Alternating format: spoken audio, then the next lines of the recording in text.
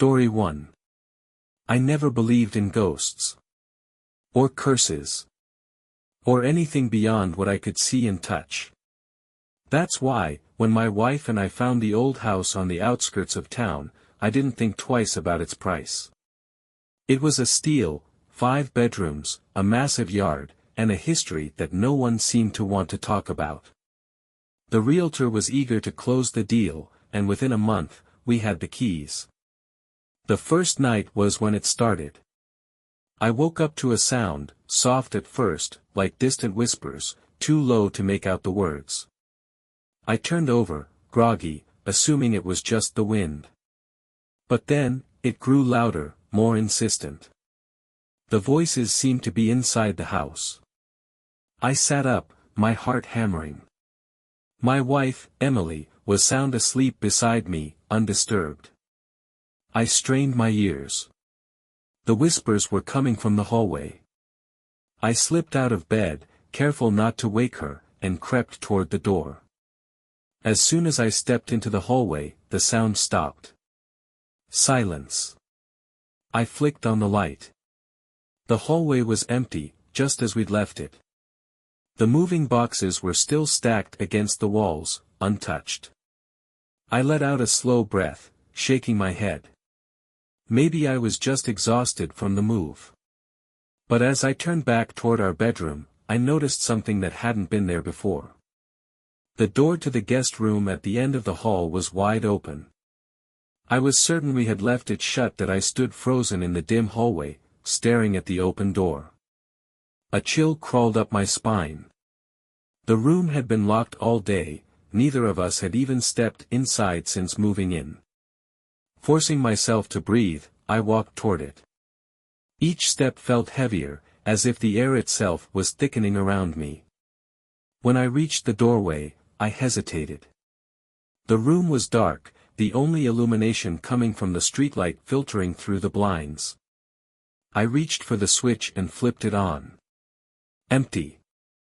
Just boxes and furniture covered with dust sheets.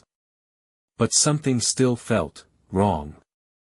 The air was colder here than in the rest of the house. A faint smell of damp wood and something else, something old, like the scent of decayed flowers, hung in the air. Then, just as I was about to leave, I heard it. A whisper. Not from the hallway. Not from another room. From inside the guest room. I spun around, my pulse hammering. My eyes scanned the corners, the ceiling, the floor, nothing. But the whispering continued, growing faster, like multiple voices overlapping in hushed, urgent tones. I still couldn't make out the words, but I knew one thing. They were speaking to me. I backed out of the room and slammed the door shut. The whispering stopped. I stood there, breathing hard, my hand still gripping the doorknob. That's when I noticed something even more disturbing. The dust on the floor inside the room. There were footprints. And they weren't mine that I didn't sleep that night. I lay awake, staring at the ceiling, my mind racing. I tried to convince myself that the footprints had been there before, that maybe the previous owners had left them. That the whispers were just my imagination, my brain playing tricks on me in an unfamiliar house. But deep down, I knew better. The next morning, I told Emily about what had happened.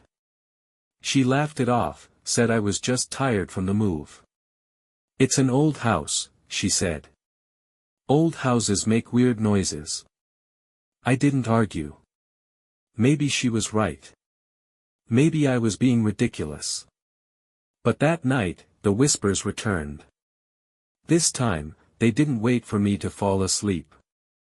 As soon as the house went quiet, as soon as Emily turned off the light and rolled over, I heard them. Closer. Louder. And this time, I understood what they were saying. They were calling my name. I bolted upright, my breath catching in my throat. Emily stirred beside me, mumbling in her sleep, but didn't wake. My eyes darted to the bedroom door. It was closed. But the whispers were inside now, Inside the room. I reached for my phone to turn on the flashlight, but before I could, something moved in the darkness. A shadow, at the foot of our bed. I froze. My mouth went dry. I wanted to scream, to wake Emily, but the fear was paralyzing. I could barely breathe. Then, the shadow took a step closer. And I felt it, cold breath against my ear, and a whisper so close, so clear, it sent ice through my veins. You shouldn't be here. That was the moment I finally understood. The house didn't want us.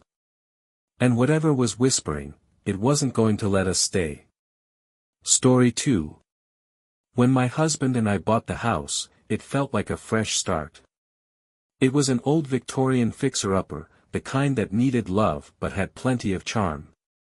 Tall ceilings, wooden floors, a grand staircase, it was exactly what we had dreamed of. We spent the first few weeks settling in, unpacking, and making it feel like home. Everything seemed normal. Peaceful. Until the day we found the door. It was a Sunday afternoon. My husband, James, was at work, and I was home alone, organizing the upstairs hallway closet. I was shifting old boxes when my hand brushed against something odd, a gap in the wall where there shouldn't have been one. Curious, I pushed against it. The wooden panel creaked and moved. A door. A hidden door. I pulled it open, expecting to find a small storage space. But what I saw instead made my skin crawl. A staircase. Narrow, steep, leading downward into complete darkness. The problem? There was no basement in our house. My breath caught in my throat. I knew every inch of this house, we had explored it top to bottom before buying it. There was no basement. There shouldn't be a basement. And yet, here was a staircase leading down into what felt like a void. I hesitated. Every instinct screamed at me to shut the door and pretend I never found it. But my curiosity was stronger. I grabbed my phone, turned on the flashlight, and took a cautious step down. The wooden steps groaned under my weight. The air grew colder the deeper I went, the smell of damp earth and something stale filling my nose. At the bottom, I found a room. It wasn't large, maybe 10 by 10 feet, with stone walls and a dirt floor. A single, flickering light bulb hung from the ceiling. The walls were lined with old, rusted shelves, empty except for dust and cobwebs. And then I saw it. A chair sat in the center of the room. A single, wooden chair with leather straps on the arms and legs. For restraints. My stomach lurched. It was the kind of chair you'd expect to see in an asylum or some underground torture chamber. Then, I noticed something else. The walls, scratched. Long, deep gouges in the stone, as if someone had clawed at them in desperation. My hand started to shake. I didn't know what this room was, but I knew one thing for certain. Someone had suffered here. And then. A sound. A slow, shuffling scrape from the dark corner of the room. I wasn't alone that I couldn't move. My breath hitched, my pulse hammering in my ears. The air in the hidden room felt heavier now, pressing down on me. The scraping sound came again. Slow. Deliberate. Coming from the darkest corner, just beyond the reach of my phone's flashlight. I swallowed hard and raised the light. At first, I thought it was just shadows playing tricks on me. Then, movement. A shape. Someone, or something, was crouched in the corner. A figure, impossibly thin, its limbs twisted at unnatural angles. Its fingers, long, bony, dragged against the stone wall, carving fresh scratches into the rock. And then it turned its head toward me. I saw its eyes. Two black, bottomless pits, staring straight into mine. It smiled. That was when my body finally caught up with my brain. I bolted. My feet barely touched the stairs as I scrambled up, my hands slipping on the wooden railing. I didn't dare look back.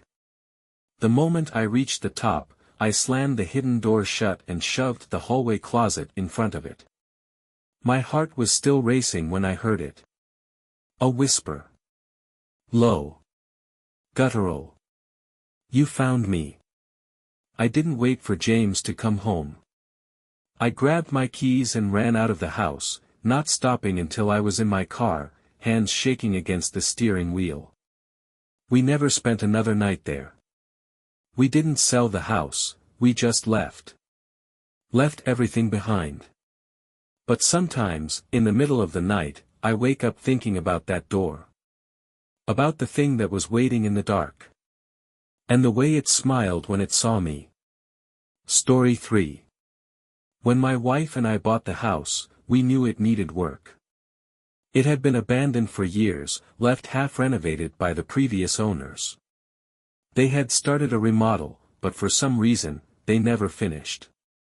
One room in particular stood out, a small, windowless space near the back of the house. The walls were stripped to the wooden studs, the floor was bare concrete, and a single, naked bulb hung from the ceiling. Something about it made me uneasy. It wasn't just unfinished, it felt wrong. Every time I passed by, I swore I saw something out of the corner of my eye. A flicker of movement in the shadows between the wooden beams. But whenever I turned my head, there was nothing there. My wife, Lisa, thought I was imagining things. It's just an old house, she said. Probably just settling noises. I wanted to believe her. Until the night I found the writing. It was late. I couldn't sleep, so I got up to get some water. As I passed by the unfinished room, my skin prickled. The door was open.